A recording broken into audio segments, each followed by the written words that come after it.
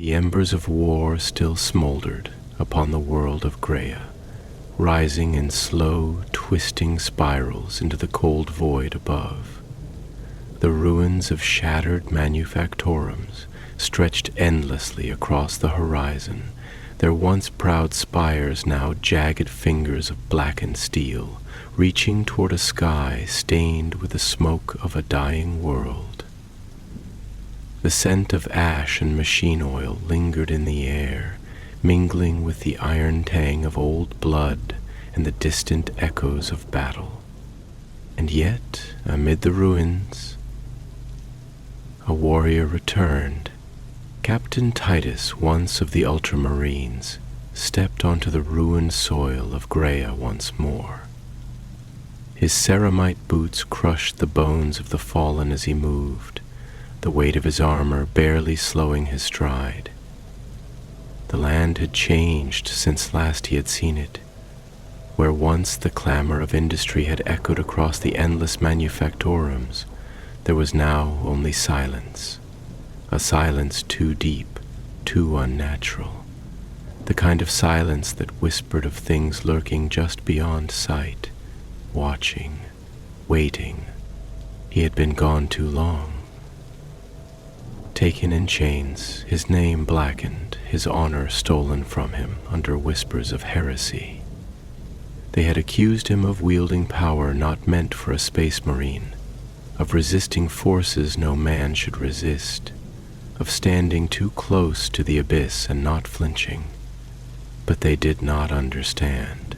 They had never stood on the brink of destruction, staring into the eyes of a chaos war boss or the abyss of the immaterium itself. Titus did not waste time dwelling on the past. The present was far more pressing, and the truth was clear. Graia was dying, his hands clenched into fists, his armor, patched together from the remains of fallen warriors, bearing no insignia, creaked under the pressure. No longer did he bear the proud blue of the Ultramarines. No longer did he march in the name of Guilliman. Now he marched for something deeper, something older than duty alone. Vengeance. A low wind stirred the dust around his feet, carrying with it the sound of shifting metal. The ruins of a nearby manufactorum groaned, and something within its darkened frame moved. Titus did not turn immediately. He simply listened. The sound of rust scraping against rust, a heavy, measured footstep, and then another. Something was watching him. He exhaled, slow and steady, reaching for the grip of his bolter. From the darkness of the ruins, a shape emerged. A shape of metal and ruined flesh, of desecrated machine, and something far worse. The thing stepped into the pale light filtering through the smoke-choked sky, its servos hissing, its optics glowing with the corrupted hue of chaos. A twisted remnant of the Adeptus Mechanicus, its red robes torn and soiled, its mechanical limbs fused with the dark sciences of the Dark Mechanicum. Titus knew what this meant. The traitors were here. The thing opened its mouth, if it could even be called that. Where once a face had been, there was now a mass of cables and exposed, pulsating flesh. It did not speak with words, but its voice still came, transmitted through vox speakers that crackled with interference. You were not meant to return, Captain Titus. Titus did not answer. He raised his bolter and fired. The first shot took the thing in the chest, tearing through metal plating and sending a spray of blackened oil and blood into the air. It staggered, but did not fall. The second shot tore through what remained of its head, silencing the foul machine thing in an instant. As its body crumpled, a new sound arose, a distant echoing hum, deep and resonant, vibrating through the bones of the world, a sound that did not belong. Titus knew it well. Titan engines.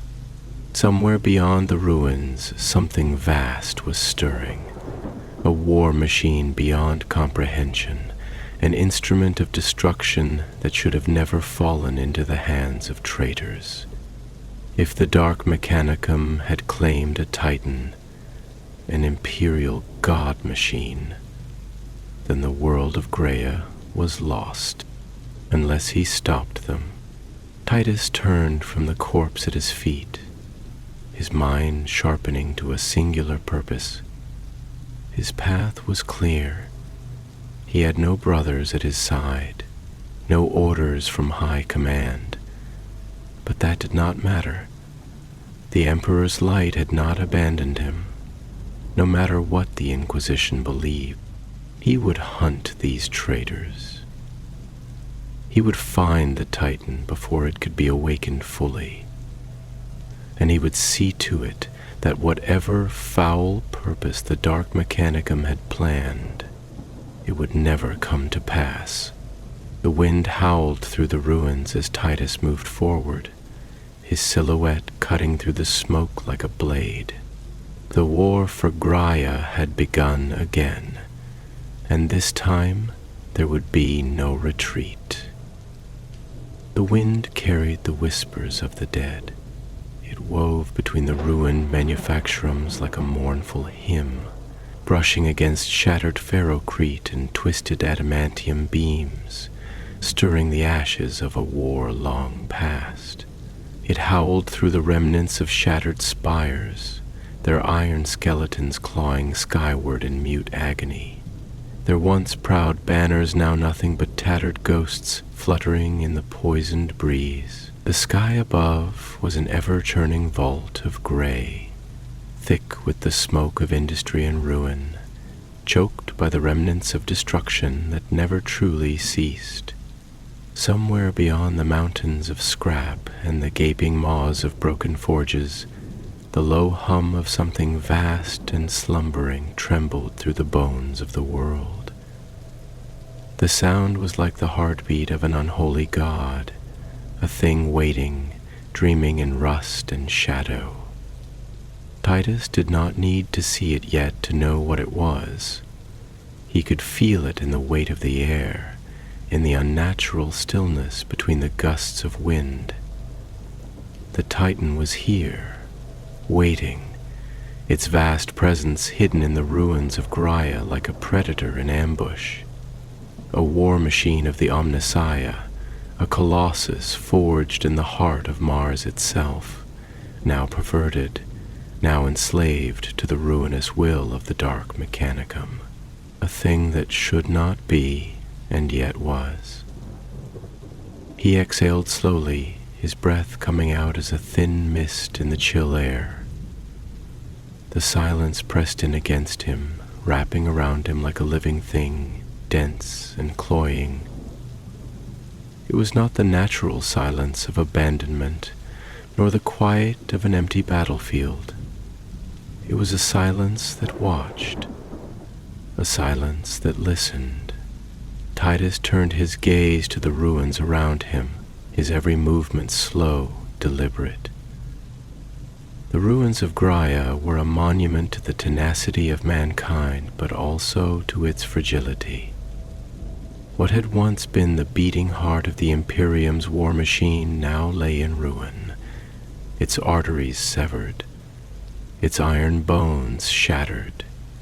Glistening streams of oil flowed like the blood of some wounded colossus, pooling in the cracks of the broken streets, reflecting the dim light in unnatural ways.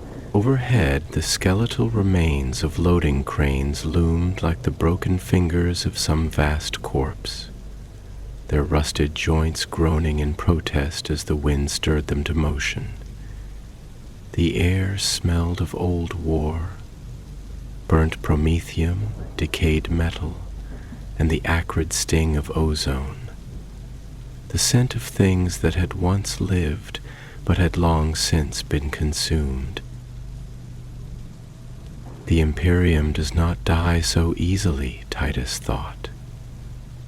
He had seen worlds burn and endure. He had seen men torn apart and still fight. He had seen the Emperor's warriors hold the line against the impossible, against the unthinkable, and he had been one of them. Once, he clenched his gauntleted hands, flexing his fingers, feeling the worn grip of his bolter. There was no insignia upon his armor now, no mark of the Ultramarines, no seal of the Holy Codex. He was an exile, a warrior cast out, not by the enemy, but by his own, by those who should have understood. But what was understanding to the Inquisition, to the shadowed minds that lurked within its halls, who saw the taint of chaos in all things they did not fully grasp? His jaw tightened. They did not stand where I stood. They did not bleed where I bled. They did not look into the abyss and refuse to be swallowed by it.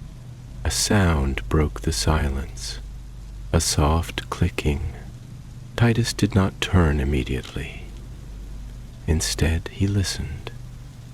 The sound was erratic, like something broken trying to function, gears grinding together in ways they were never meant to.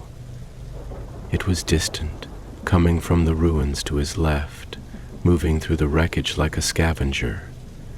It did not sound like an orc.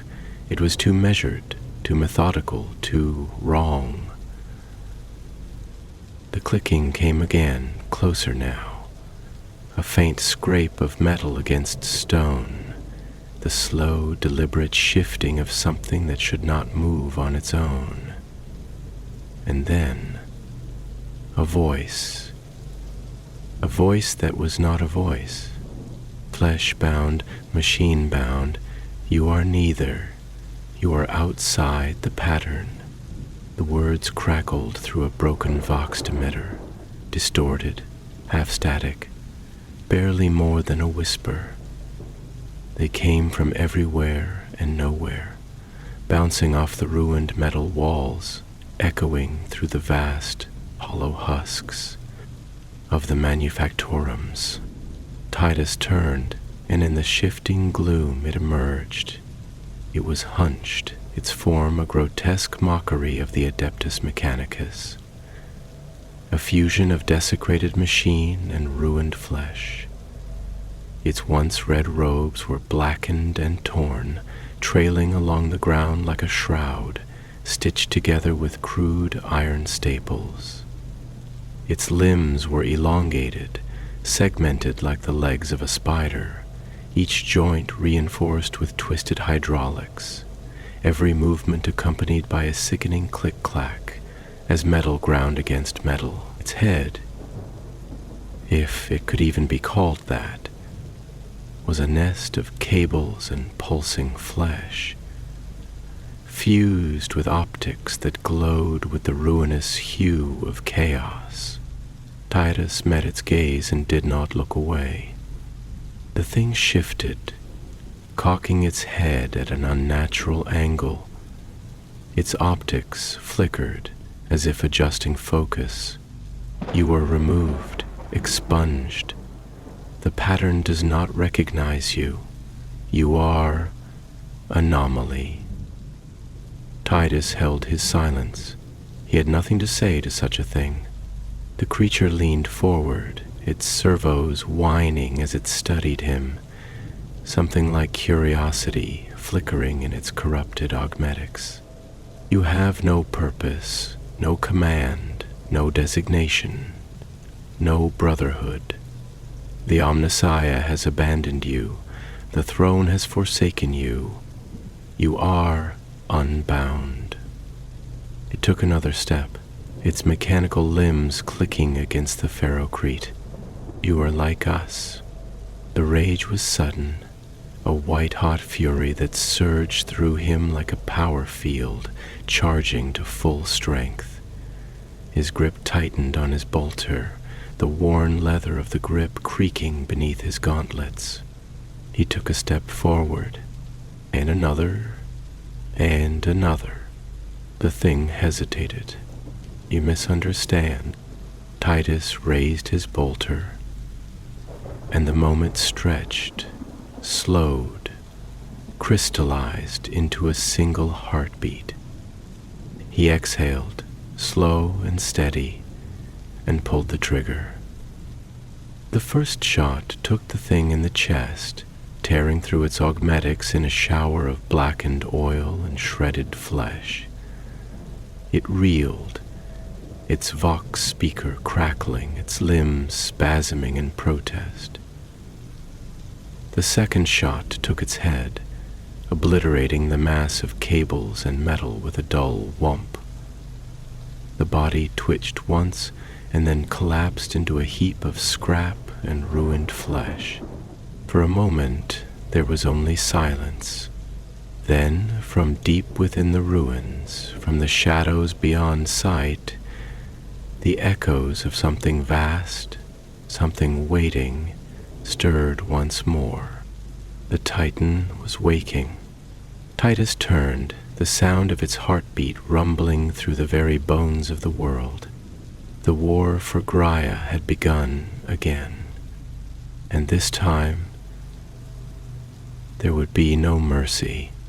The ruinous heart of Graia pulsed with something ancient and unseen, a presence that slumbered beneath steel and stone, coiled like a serpent beneath the fractured skin of the world. The air was thick, heavy with the weight of centuries of war and toil, its very fabric tainted with the unrelenting echoes of industry, a city forged for war, now a graveyard of broken titans and shattered men. The skeletal remains of manufactorums loomed overhead, their collapsed spires and shattered silos standing as solemn tombstones to the Imperium's ambition, their purpose long since consumed by fire and the relentless march of time. Wind howled through the ruins, a bitter and relentless thing, weaving through twisted girders and sunken roads, pulling at banners now blackened with soot, their once proud sigils of the Omnissiah now little more than forgotten whispers against the desolation. Titus walked through the shattered remnants of what had once been the beating heart of the Forge world, his every step echoing through the silence, his presence a lone, defiant ember against the all-desuming void. He moved with purpose, his breath slow and measured, his mind sharpened into a blade of pure will. The enemy was here, lurking beyond sight, hidden within the labyrinthine ruins of machine and decay. He could feel it, sense it in the stillness, in the way the world itself seemed to watch him, the way the air carried a faint, almost imperceptible tremor beneath its surface. It was the presence of something vast and unnatural, something that had no place in the Imperium's grand design, and he was alone. Not for the first time the thought settled upon his mind like a weight he could not lift, pressing into his chest with the slow, inexorable force of something ancient and immovable. He had known solitude before. Every warrior of the Adeptus Astartes understood the nature of duty, of sacrifice, of fighting in the darkness so that others might walk in the light. But this was different. This was not the solitude of a warrior holding the line against the tide. This was the solitude of the abandoned, the forgotten, the discarded. He was not simply without his brothers. He was without his chapter, without the Imperium, without the sacred bond of duty that had defined him for so long. And yet, even in the depths of this exile, Even with the weight of his dishonor wrapped around his throat like an iron collar, he did not falter. There was still war to be fought. There was still an enemy to kill. The Imperium did not care for its sons, but its sons would fight for it all the same. A flicker of movement just beyond the wreckage of a fallen hab block, barely more than a shadow against the darkness. His grip on his bolter tightened, his muscles coiling into readiness, his mind sharpening to the razor's edge of instinct and training. The enemy was close now. Watching, waiting. Then a voice, slithering through the vox, a distortion of sound as though the very air recoiled from the presence of the speaker. A lone warrior, standing upon the bones of the past, a soldier without an army, a knight without a banner. Tell me, what is it that drives you still, when all that you once were has been stripped away? The voice was neither wholly human nor entirely machine, a melding of metal and corruption, its cadence unnatural, its tone thick with something that was not quite mockery nor quite curiosity. It was the voice of something that had long since abandoned the constraints of mortality, something that had embraced the cold logic of the dark mechanicum, that had cast aside the weak flesh of the Emperor's design in pursuit of something greater, something more terrible. Titus did not answer immediately. Instead, he let the silence stretch, let the weight of the moment settle into the ruins around them, let the world itself listen.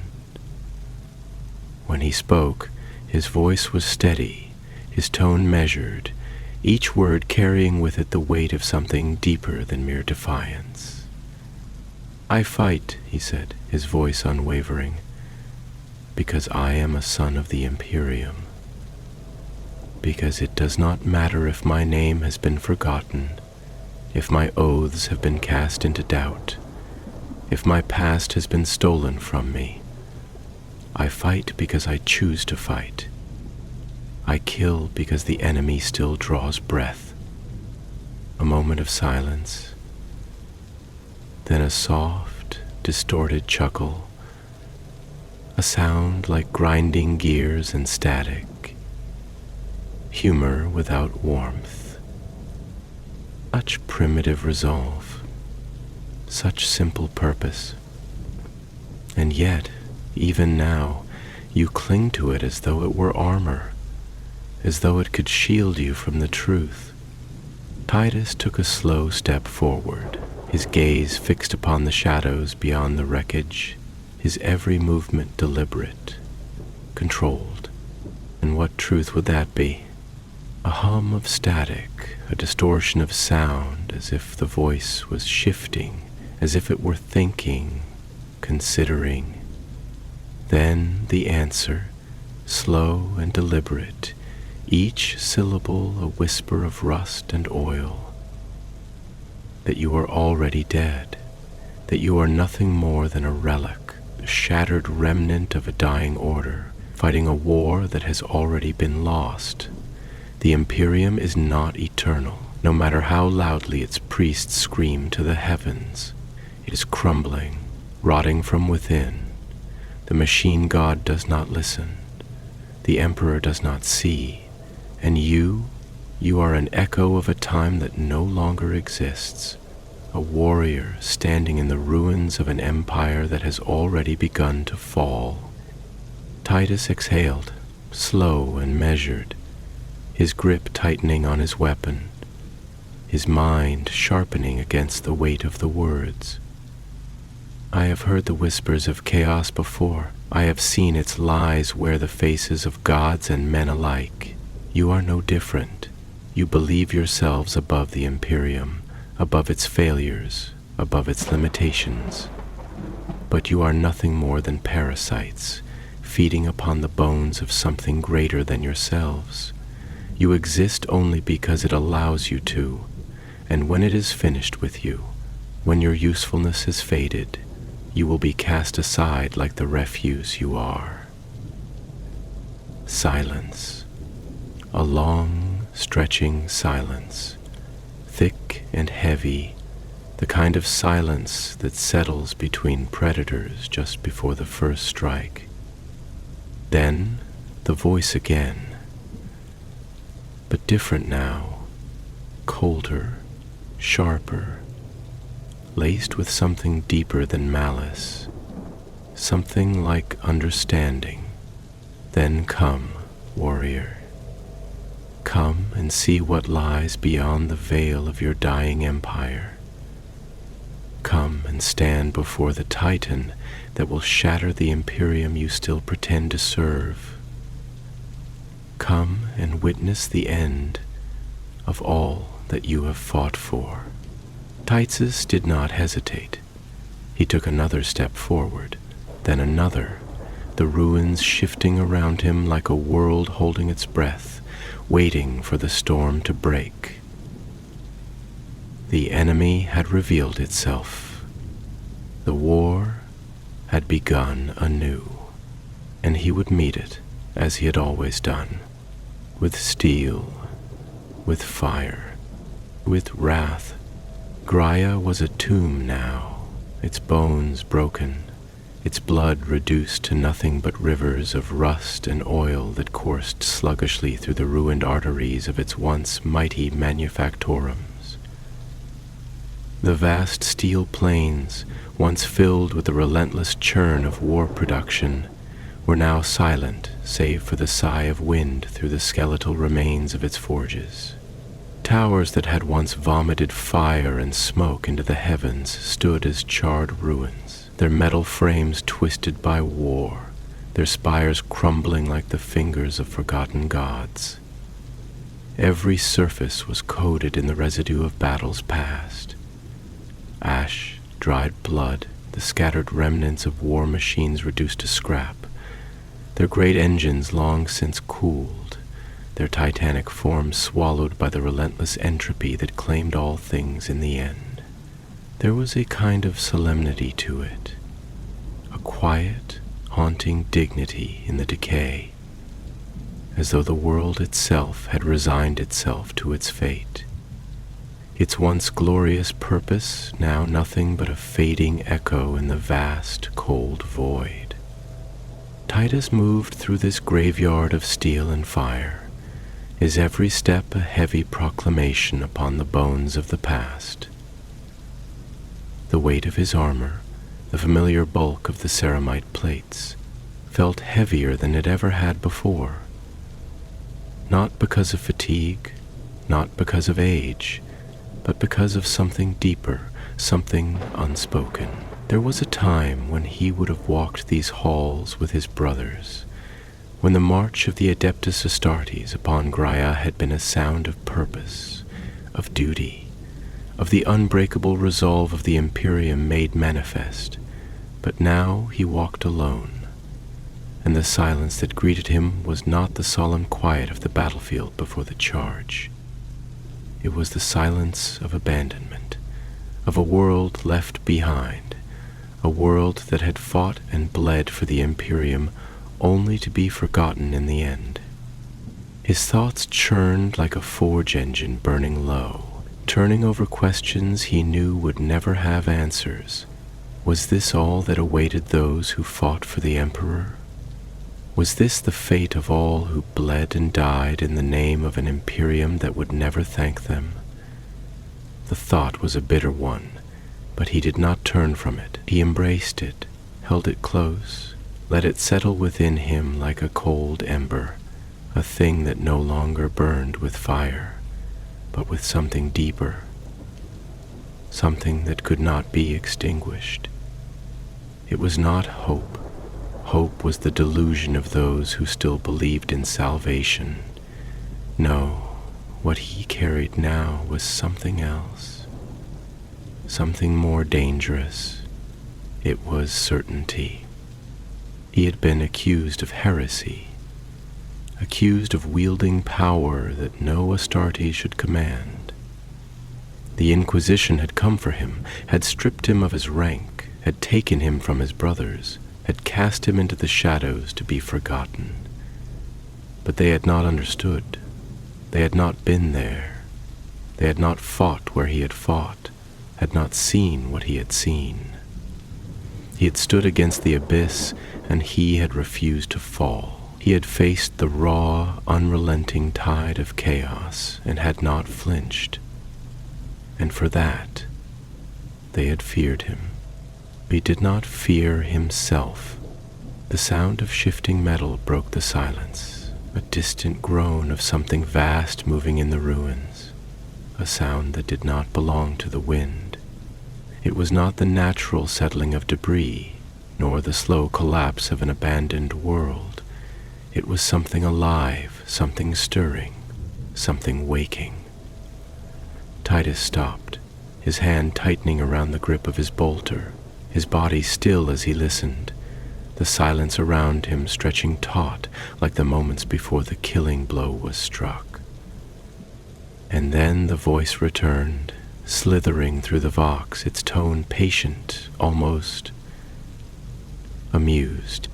You still believe yourself a weapon of the Imperium, even after all that has been taken from you.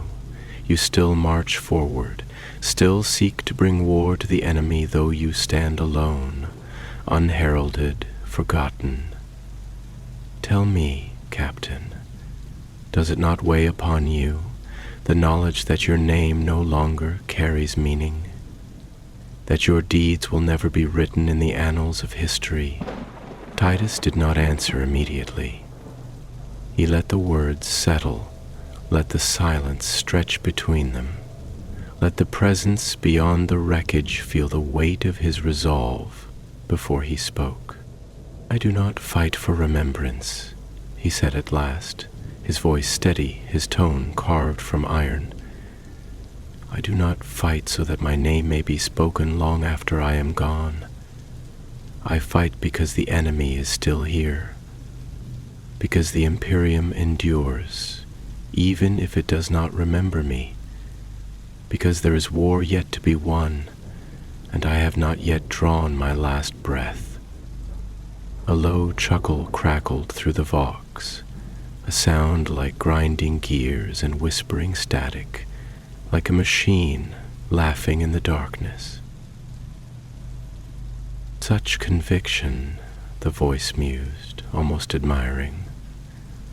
But conviction is nothing without power. You have fought against the abyss, yes, but you have refused to embrace what lies within it. You have stared into the darkness, and yet you remain blind to what it offers. Why do you persist in this delusion? Why do you still cling to a throne of dust and decay when you could be so much more? Titus took a slow step forward, his boots grinding against broken stone, his eyes fixed upon the wreckage ahead, upon the presence that lurked just beyond sight. You speak as though I am afraid, he said, his voice quieter now, but no less resolute. As though I have not seen what you offer, as though I do not understand the promises of chaos, the lure of power without restraint. But I have seen it. I have seen what it does to men, to worlds, to legions, and I have rejected it, not out of fear, but because I know what it truly is. He took another step, his bolter held firm, his every motion deliberate, controlled. It is not power. It is slavery. Silence stretched between them, deep and unyielding. And then, for the first time, the voice did not laugh. It sighed. You disappoint me, Captain, but no matter. You will see soon enough. You will stand before the Titan, and in its shadow you will understand. You will witness the final truth, and then, in the end, you will kneel, just as all things must kneel, before the inevitable.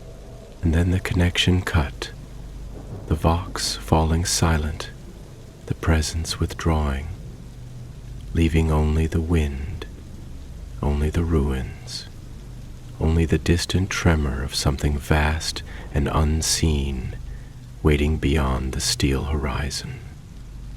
Titus exhaled slowly, his breath misting in the cold air. He had no doubts.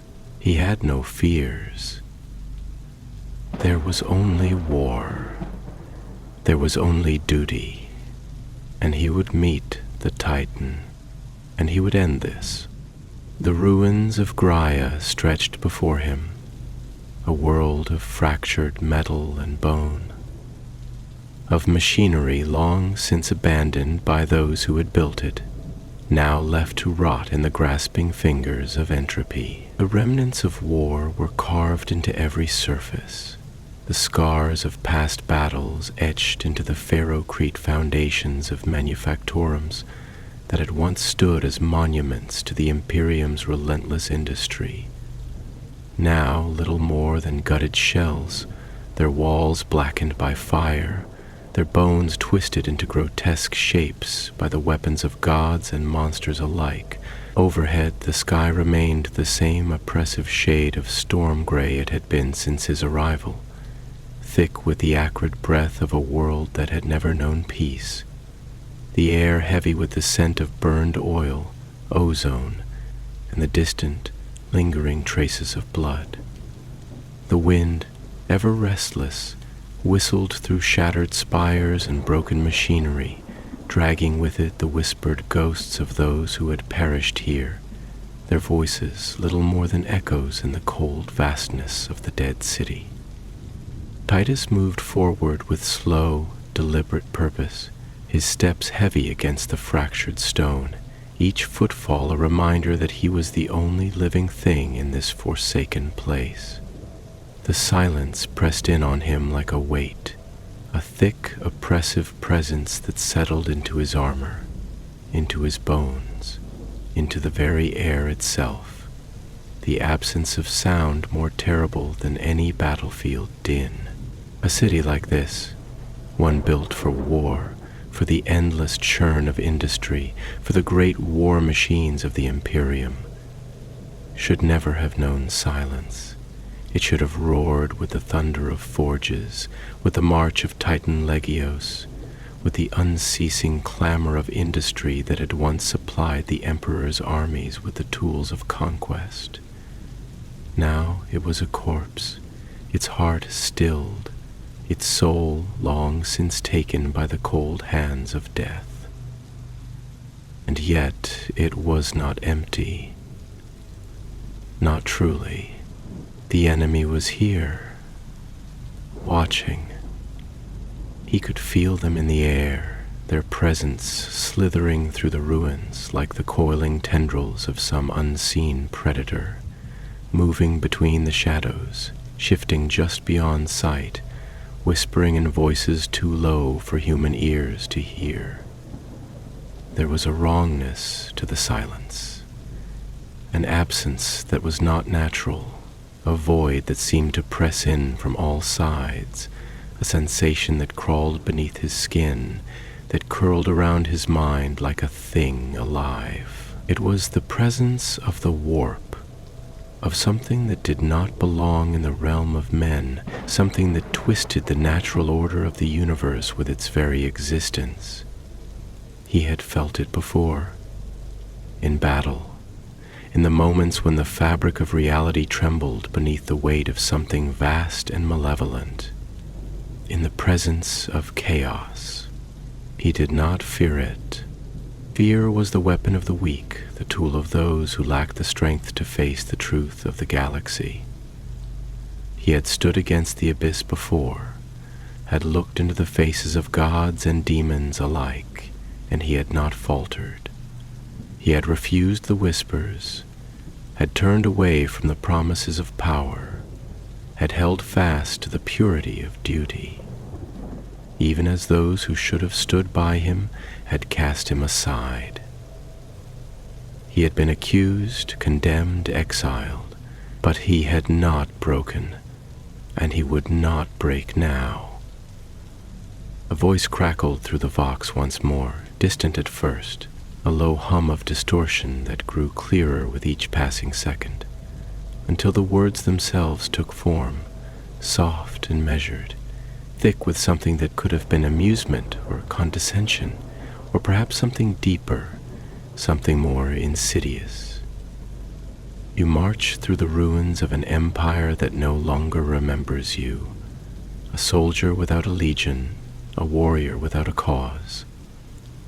Do you not find it strange, Captain, that you still cling to this illusion of purpose?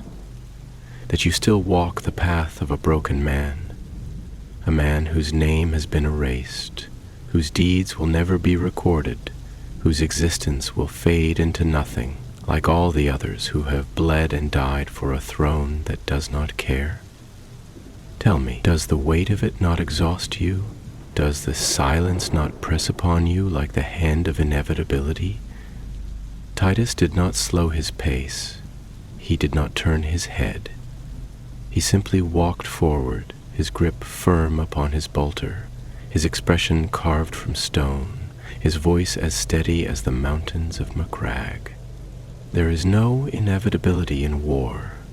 No future is written. No fate is unbreakable. We shape it with every choice we make, with every battle we fight, with every breath we take.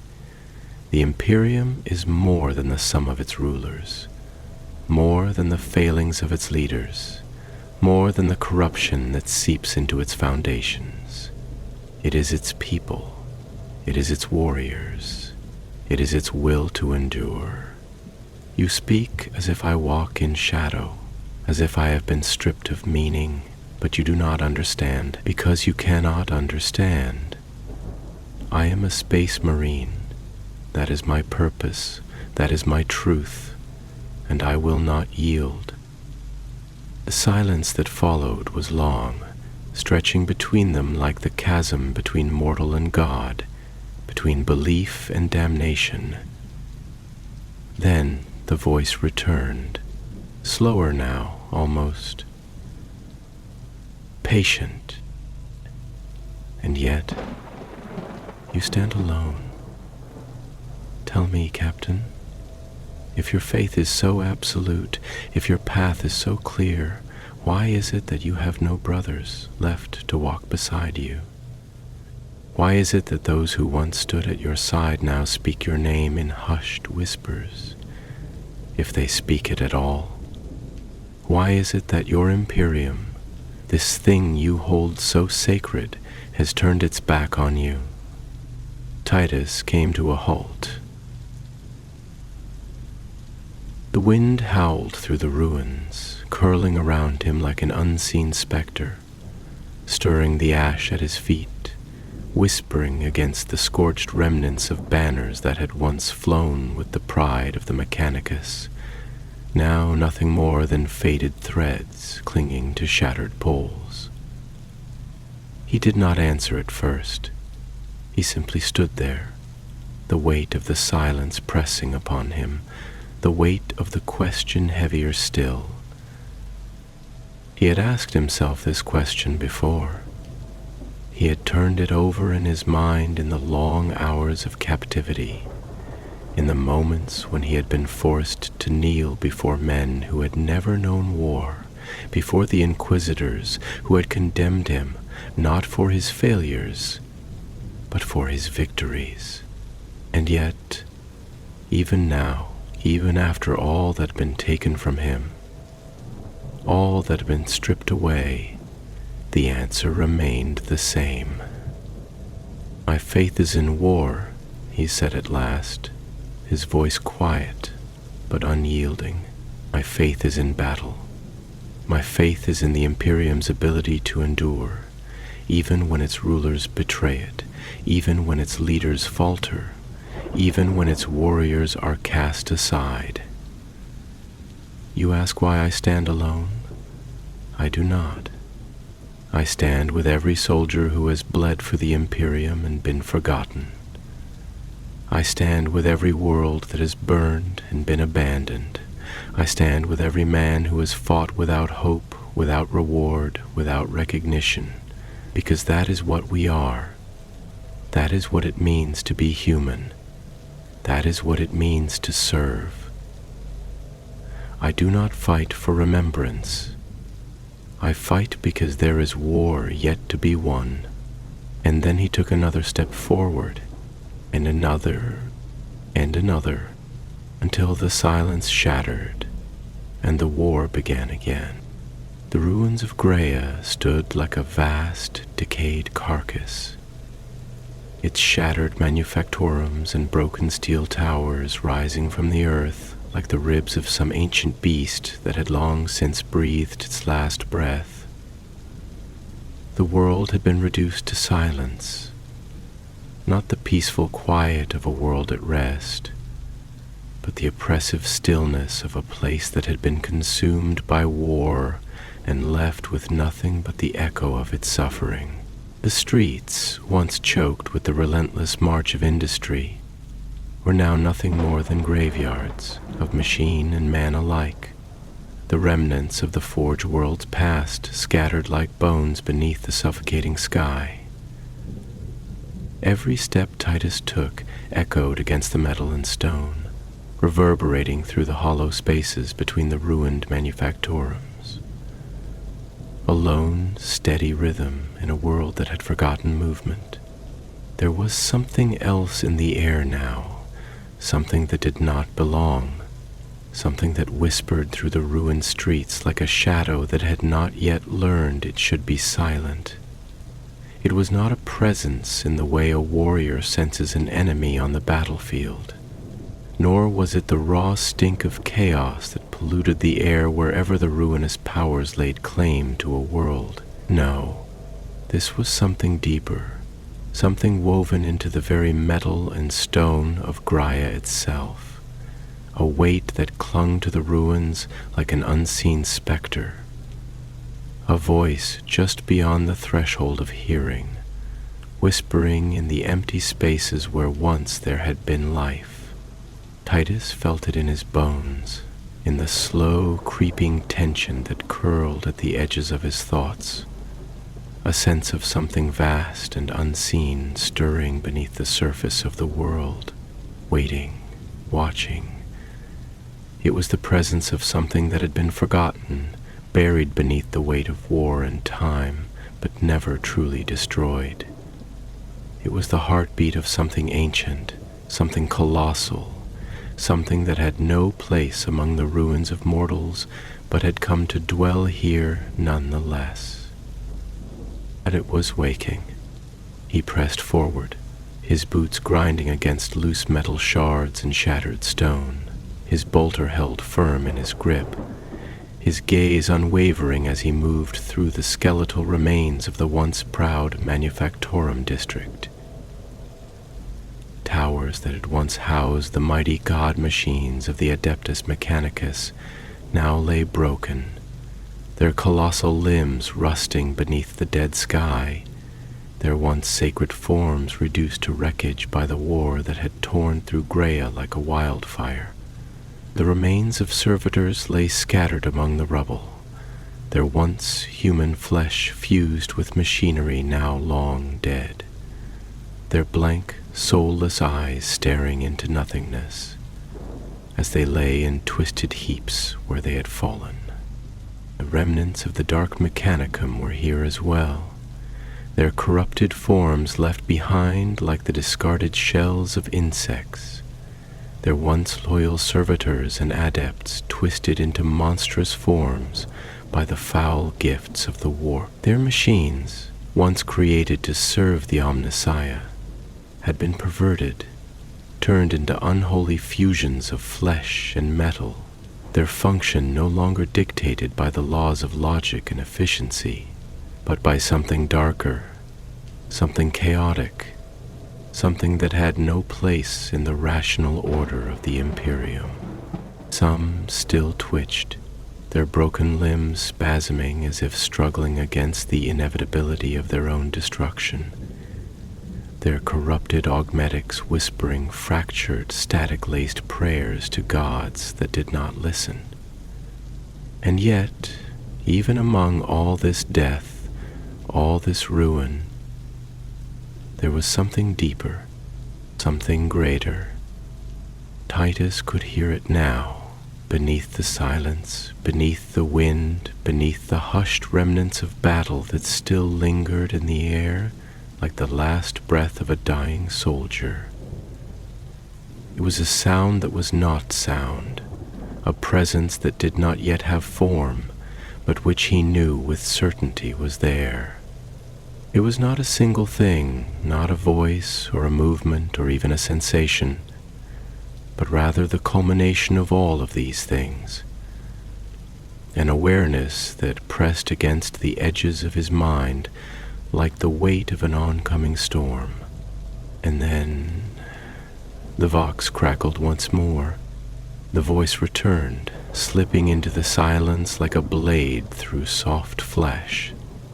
Its tone smooth, patient, filled with something that might have been amusement, or might have been something else entirely, something colder, something without warmth, without the trappings of human understanding. Still you march forward, Captain. Still you seek to impose meaning upon a world that has already been forgotten. Still you pretend that the Imperium holds dominion over this place, over its ruins, over its past. But you do not understand, do you? You do not yet grasp what lies beneath, what slumbers in the bones of this world, what waits beneath the steel and stone. You do not yet see the truth. Titus did not stop. He did not falter. He did not waver beneath the weight of the words, beneath the creeping tendrils of doubt that the voice sought to weave into his mind. Instead, he continued forward, his expression impassive, his grip on his bolter tightening ever so slightly, his voice steady, unwavering, like the ironclad certainty of a warrior who has already made peace with death. I have heard the voices of liars and madmen before, he said, his tone measured, his every syllable laced with the weight of a soldier who had long since ceased to be moved by the words of those who sought to break his will. I have listened to the honeyed whispers of the traitor, the promises of power, the empty prayers of those who kneel before false gods and call it wisdom. And yet, I still stand. I still fight. Because unlike you, I do not need to understand what waits beneath the surface. I do not need to know the shape of the abyss to recognize that it must be destroyed. A long silence followed, stretching out between them, thick and heavy like the silence before the first cannon shot in a battle that has not yet begun. Then the voice chuckled. Ah, Captain, you think this is about belief?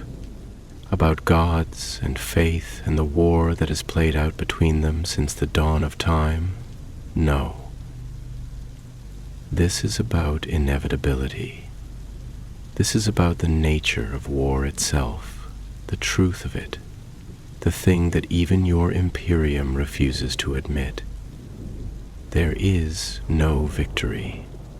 There is no final conquest. There is only the endless cycle, the unceasing grind of battle, the turning of the wheel that does not stop, does not rest, does not care.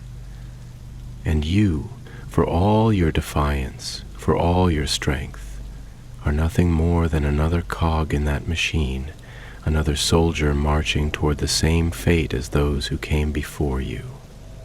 But soon you will see, soon you will stand before it, and then you will understand.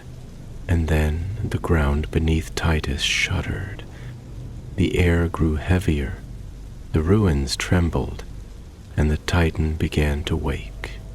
The ground trembled beneath his feet, not with the erratic shudder of a crumbling structure or the sudden collapse of weakened ferrocrete, but with the slow, methodical awakening of something vast, something whose slumber had not been peaceful, but patient, something that had not been dead, but merely waiting.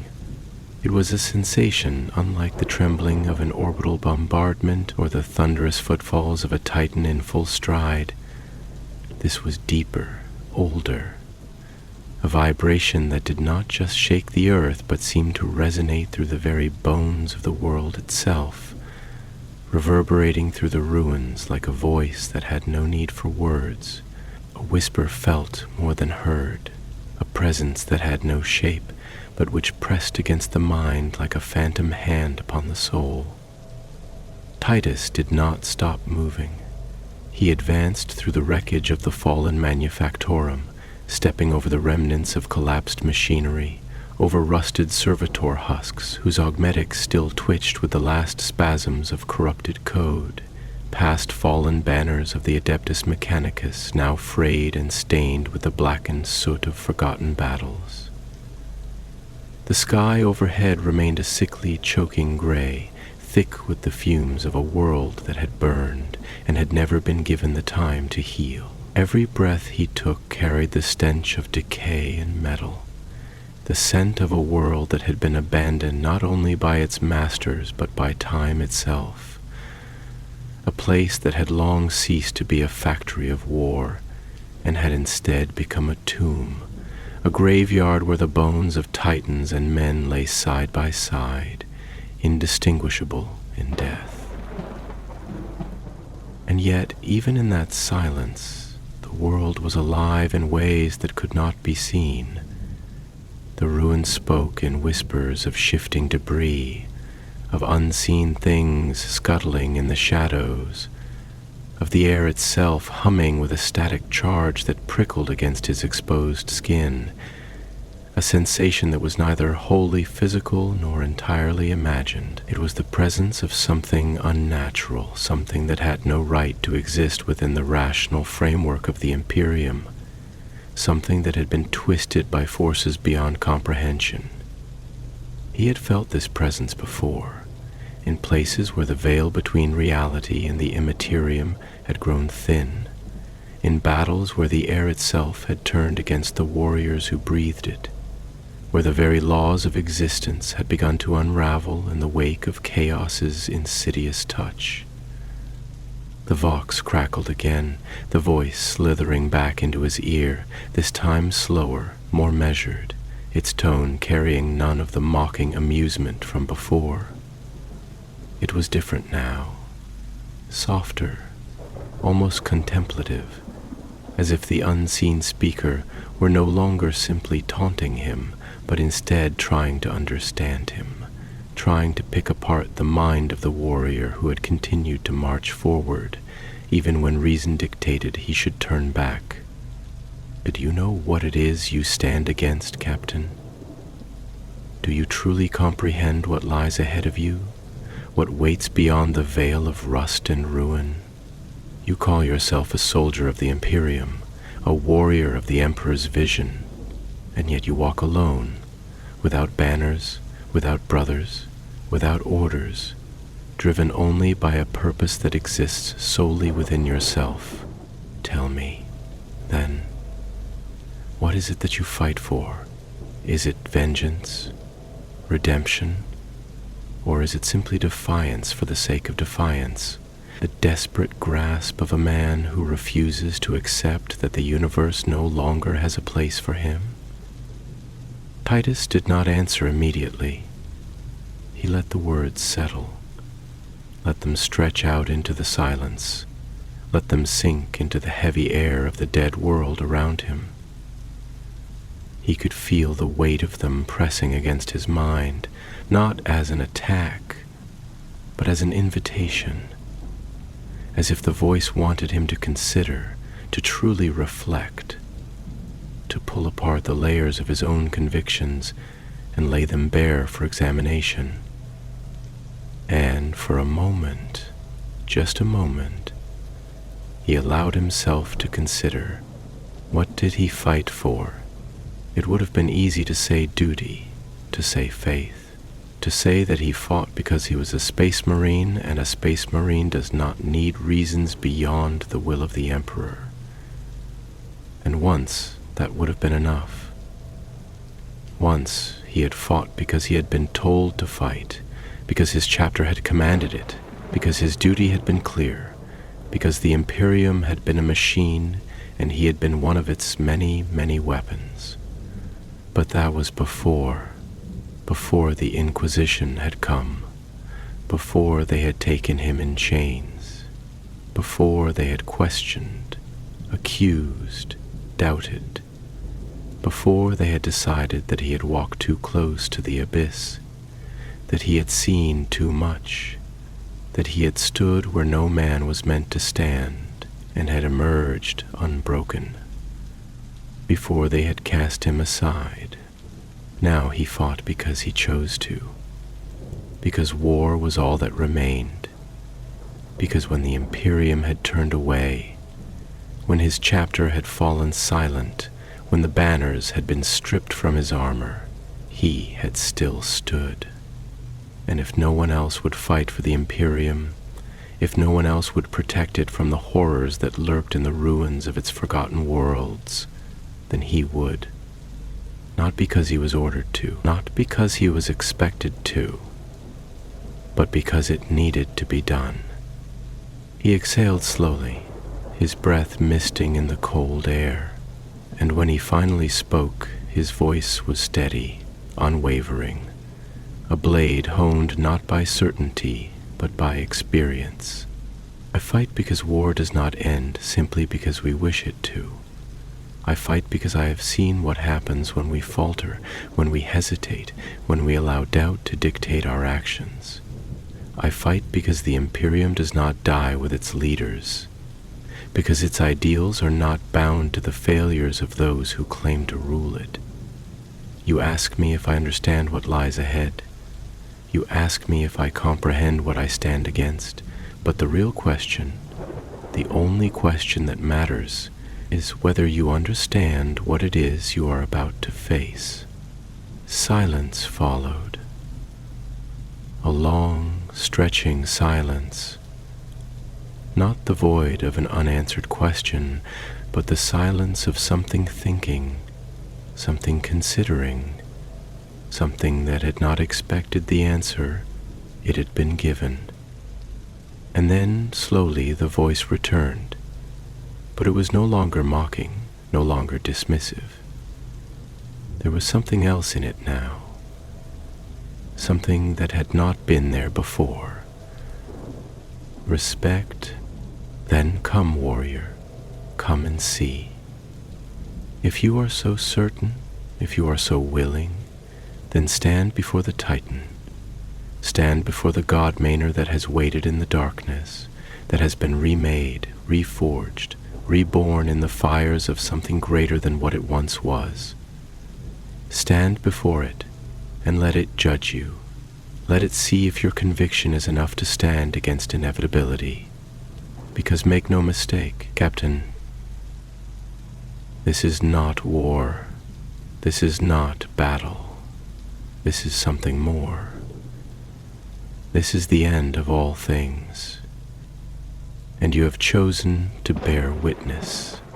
The ruins trembled again, this time not with the slow, distant tremor of something stirring, but with the heavy, grinding motion of something vast shifting, something colossal rising from its slumber, something whose presence could no longer be ignored. The sky above darkened further, the air growing thick with static, the scent of ozone and burning metal rising in intensity, the very atmosphere itself trembling beneath the weight of something ancient, something that had been hidden, something that had been waiting for this moment, for this confrontation.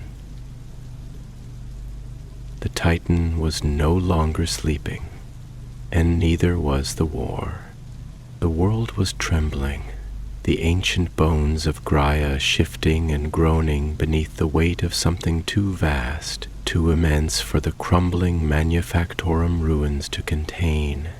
It was not simply the movement of machinery, nor the awakening of a slumbering titan. It was something more, something deeper, a reverberation that reached beyond sound, beyond the senses, beyond the physical, as though the very fabric of reality itself were recoiling at the emergence of something that should never have been. The distant spires, twisted and broken by war, groaned under the strain, their skeletal forms shuddering as though they could feel the presence of the thing that had been hidden beneath their foundations for so long. The air crackled with the sharp tang of static discharge, filling Titus's lungs with a scent of ozone and scorched iron, a wound, a prelude to something monstrous and unnatural, a wound in the world that was now peeling itself open. The shadows thickened, not simply because of the dying light or the smoke that curled through the ruins like the breath of something long dead, but because of something more insidious, something that clung to the very edges of perception, a thing that was neither wholly of the physical nor entirely of the immaterial. It was as if the Titan itself, the thing that had been buried, had not merely been slumbering, but had been imprisoned, its presence suppressed, shackled, bound within the very foundations of Graia's manufactorums, by means both mechanical and esoteric, by the rites of the Adeptus Mechanicus and the whispered secrets of the priests of Mars. But now, that prison was failing, its walls crumbling, its seals weakening, the weight of its confinement no longer enough to hold it. And Titus walked forward, his every step carrying him closer to the thing that should not be, his every movement a defiance of the unseen hand that sought to push him back, to keep him from witnessing what lay ahead. His boots crushed rusted metal and shattered stone beneath them, the remnants of a once glorious imperium that had stood strong, that had built wonders, that had believed itself unbreakable. But nothing was unbreakable. Not Graia, not the Imperium, not even a space marine. And yet, for all that had been taken from him, for all the doubts that had been forced upon him, for all the voices that had whispered of inevitability, of futility, of failure, he still stood. He still marched. The vox crackled again, but this time the voice that spoke was not one of mockery, nor one of curiosity, nor even one of challenge. No, this time it was something else, something colder, something distant. You should not be here. It was not a threat. It was not even a warning. It was a statement of fact, an undeniable truth, spoken as though the very presence of Titus in this place at this moment was something that should not have been possible, something that had not been foreseen, something that should have been prevented. But he was here, and he would not turn back. "I have never gone where I was welcome," Titus murmured, his voice carrying through the ruins, through the thickening static, through the trembling echoes of the world that now seemed to be recoiling from him as much as it was from the thing beneath. "And yet, here I stand." Silence followed, and then, slowly, the voice returned, not angry, not afraid, but considering. "You do not understand what you are walking toward. You believe this is a war, that this is simply another battlefield, another conflict to be won through will and steel. But this is not war. This is not battle. This is something more. something older, something beyond the grasp of men and gods alike. Titus continued forward, undeterred, his gaze locked ahead, his mind as focused as the blade of a gladius, honed to a monomolecular edge. "I have seen gods bleed," he said, his voice calm, steady, unshaken. "I have seen their champions fall, their avatars broken upon the anvil of battle, their chosen shattered beneath the weight of their own hubris. I have fought against the tide, against the madness of the warp, against the false promises of eternity. And I am still here." The voice did not answer immediately, and when it did, there was something different in it now, something that had not been there before. "Doubt, and yet you fight alone. The Imperium does not march with you. Your chapter does not call your name. Your brothers do not stand at your side. Why?" Titus slowed for just a moment, just a fraction of a second, and yet it was enough for the voice to seize upon.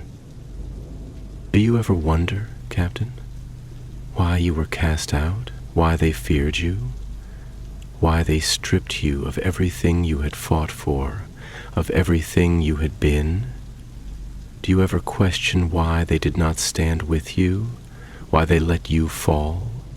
He clenched his jaw, pushing the words aside, pushing the memories back, forcing them down into the place where all such thoughts belonged, buried, locked away, sealed beneath duty, beneath purpose, beneath war. It did not matter. None of it mattered. There was only the next step, the next battle, the next war. And yet still the voice pressed on. "They feared you, Captain, not because you failed, not because you fell to corruption. No, they feared you because you did not, because you stood where no man was meant to stand, because you fought against the abyss and did not break, and that, more than anything, was what they could not allow." Titus's hands tightened around his bolter, the weight of the weapon grounding him, anchoring him, keeping him from sinking into the words that threatened to wrap around him like chains forged not from steel, but from the echoes of his own past. He took another step, and another, his path unbroken, his will unshaken. "You speak," he said, his voice low, quiet, but filled with the weight of something that could not be bent. "As if I do not already know these things." And then the ground split open, the ruins shook, the sky darkened, the very air itself shuddered, as though it had been torn apart by something immense, something incomprehensible, something that had been held in chains for far too long and was now finally free. Titus did not hesitate. He ran forward, toward the Titan, toward the war that had been waiting for him, toward the end. The world was breaking, not in the way a planet fractures beneath orbital bombardment, nor in the way a city crumbles under the march of war, but in something deeper, something more fundamental, something that reached into the bones of Gaia itself and began to peel it apart, as though the very concept of stability, of existence, of reality itself was coming undone. The tremors that had once been distant now roared through the ruins with the fury of an awakening god, splitting the ancient Pharaoh Creek roads, shattering the already broken manufactorums, sending cascades of steel and stone tumbling into the abyss that yawned where once there had been solid ground. The air itself seemed to thicken, to take on a weight beyond physicality, pressing against the mind like an unseen hand, clawing at the edges of perception, warping the world at the fringes of sight. And through it all, Titus ran. The Titan was no longer just a shape in the distance, no longer just a shadow hidden in the labyrinth of industry and ruin.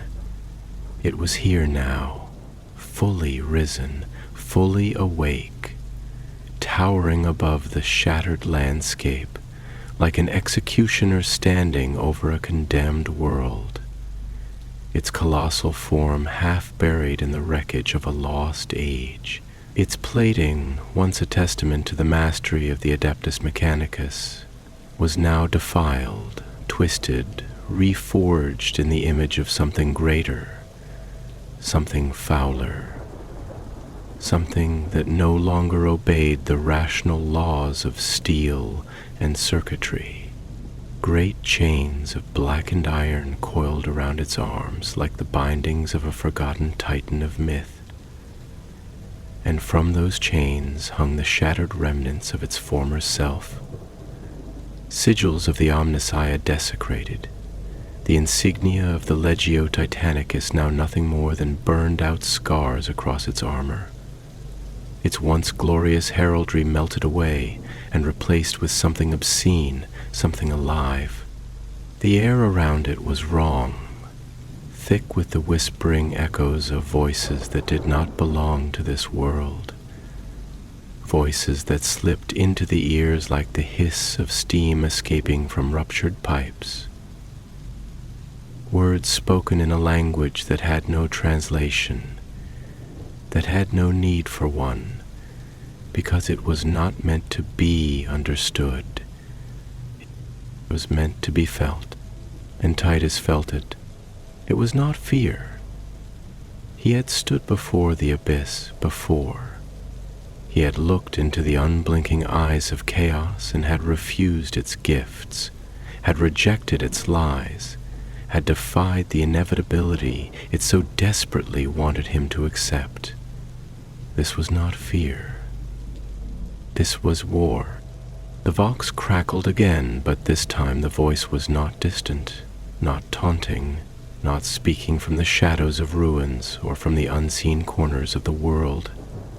This time, it was here, now, all around him, woven into the very breath of the Titan itself, as though the machine and the voice had become one, as though the speaker no longer needed to be separate from the thing it had created. You have come, Captain. You have come to witness the future, to stand before the end of all that you have known, to see what awaits when the Imperium's walls finally crumble and its dying breath is carried away by the winds of inevitability. You have fought and you have bled and you have defied, and yet still you do not understand. Titus did not slow, he did not falter. He raised his bolter, aimed at the rising monstrosity before him, and fired. The rounds struck true, impacting against the Titan's armor, detonating in controlled bursts of fire and shrapnel. But they did nothing. The war machine did not shudder, did not even acknowledge the attack. It was not simply protected by its plating, not simply shielded by its immense bulk. No, there was something else, something unseen. Something that twisted the very nature of reality around it, something that turned the laws of war into mere suggestions. A weapon that could not be harmed, not by bolters, not by conventional war. The voice continued, smooth, patient, as though explaining a lesson to a student who simply refused to learn. You have always known war as a contest of will, as a thing that can be won, as something that can be shaped, conquered, dominated. But you are wrong, Captain. War is not a battle to be won.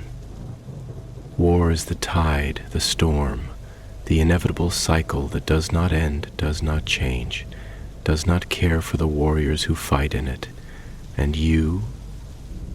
The Titan moved, not as a machine should move, not with the slow, methodical precision of its mechanicum makers, but with something unnatural, something fluid, something that should not have belonged in a construct of steel and servos. Its great arm, wrapped in those chains of blackened iron, rose with a speed that belied its colossal size, moving not as an automaton, not as a thing of metal and logic, but as something alive. And it came down upon him. Titus moved, throwing himself into a roll, feeling the ground shatter beneath him as the impact sent waves of debris into the air, the sound of tearing metal and sundered rock screaming through the ruins. He landed hard but did not stop, his movements driven by the instincts of a warrior who had survived where others had fallen, of a soldier who did not need to think, who did not need to question. He had fought against monstrosities before. He had battled against the impossible. He would do so again. He sprinted, leaping over the wreckage of a collapsed gantry, moving through the ruins like a shadow of war itself, feeling the massive war machine shift, recalibrate, track him with something far more insidious than mere targeting systems. He needed an opening, a weakness, something. There is no victory here, Captain. There is no triumph. You cannot slay what is already beyond death. You cannot break what has already been reforged. The Titan is not a weapon. It is not a machine. It is something more. And you are merely a man. Titus gritted his teeth, launching himself into cover behind the remnants of an abandoned loading station, his mind racing, analyzing, searching for the flaw. Every weapon, every enemy had a weakness. Even the impossible had a flaw. His eyes flicked to the Titan's arm, to the chains that wrapped around it, to the way they seemed to move, to shift, to pulse. Not iron, not steel, something else. And then he knew this was not a Titan in the way the Imperium had built them, not a god-maiden bound by the laws of reality. No, this was something else, something between machine and demon, something that had been reforged, not by the hands of men, but by the whispers of chaos itself. And that meant it could be undone. He rose, and he charged. The voice did not speak again, not now, not as he ran toward the thing that should not have been, not as he prepared to strike against the chains that bound it, not as the war that had begun so long ago finally reached its moment of reckoning. There would be no surrender, no retreat, no hesitation, only war, only wrath, and the end.